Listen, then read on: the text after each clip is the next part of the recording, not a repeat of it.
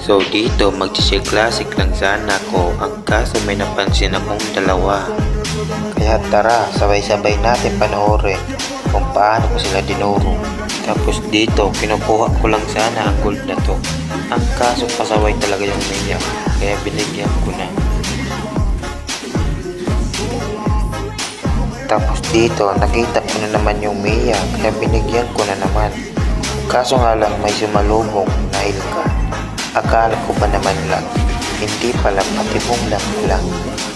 Kaya akala siguro nila aatras ako. Tatakbo lang naman ako ng konti sabay flicker. So syempre, hindi pa yan nagtatapos. Iikutan ko yan dito. Yun ang akala nila. Akala mo, tapos na ako, ikaw ang magiging tapos. Tapos dito, nakita ko nga sila nag-turtle. Kaya dito, inabangan ko sila. Tinikutan ko sila. Makikita nyo naman kung paano ko dito mag-pistol gamit si Chok. Sayang nga lang hindi ko napatay yung lance. Pero okay lang yun. Nadali ko naman sa card. Bahala ko sanang patayin dito yung Mia. Ang kaso nga lang may nakialam na Harley. Makikita nyo naman kahit flame shot, pinaliparan talaga.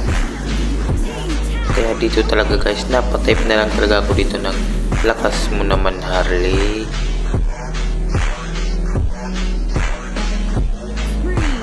So syempre, hindi ko papayag na ginaganon na ako ni Harley. Tsaka kahit pagsama-sama pa silang lima dyan, kaya ko silang durugin. At syempre, gaganti tayo. Pero hindi kay Harley.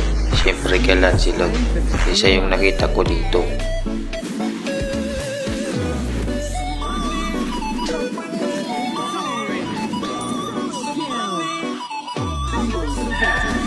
Tapos dito, naglalakad lang sana ako dito. Hindi ko alam. Ay! Andito pala yung card. Kaya dito, inantay ko talaga. Akala nyo, hindi ko kayo papatay. Tapos nakita ko nag-red up dito yung lance. Kaya lumapit ako. Tapos tagulat ako may flame shot na lumipat. Charlie pala yun.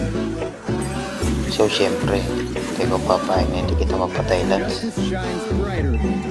Akala mo ligtas ka na. Tapos ka na.